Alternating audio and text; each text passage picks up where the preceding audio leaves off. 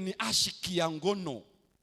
Ndio inamfanya aanze kurahisisha vitu. Huyu anaonekana muungwana, ni wa kiroho. Last ni mbaya sana, kwa sababu ina change label. Yaani Mungu anasema usifungiwe nia na siamini. Anasema huyu anaamini. Anaamini. Tamaa ya ngono ni mbaya sana. Mpaka vijana wamefikia hatua ya kusema, unajua wale ambao wanaonekana ni wa kiroho ni wale ambao sio wa Adventista.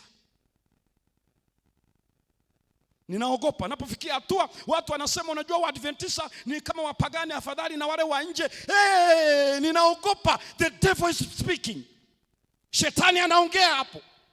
Nisikizeni vijana, usisikie mtu yeyote anaye put down Seventh Day Adventist na kuinua wasio wa Adventista. The devil is speaking.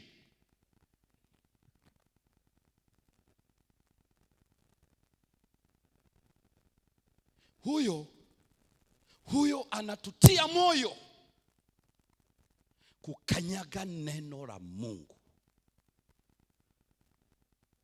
Tulikuwa tunasikiza zamani wa huko nje wanaosema, unajua waaminifu ni wale wa madhehebu wa dini zingine, dini ya Ukristo, wako hivi na vile. Nikafikiri itaishia kule bwana. Siku hizi wako wengine kabisa wanasimama kwenye mimbari hapa.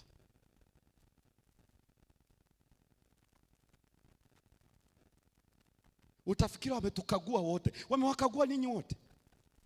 Yeye amejua wawili watatu ambao wamebetray trust. Halafu anataka kufanya vijana wake Adventista wote ni wahovyo, afadhali wapagani. Huyo mtu huyo. Mwambie shut up. Kwa sababu ibilisi anamtumia. Funga kinywa chake. Huwezi kugeneralize vijana wa Adventista kwamba wote hawafai. Kwa kuwa unajua wawili watatu wanne watano. Usifanye kitu kama hicho. You water down the truth. Wako vijana kwenye kanisa hili ambao ni waaminifu to the point of death. They are faithful. So swala kuja unaota down unasema, yani vijana hawa hakuna chochote, afadhali sijui dhehebu gani, afadhali dhehebu gani. Huyo mtu mwambie, ukiendelea marufuku kushika maiki kwenye mimbari.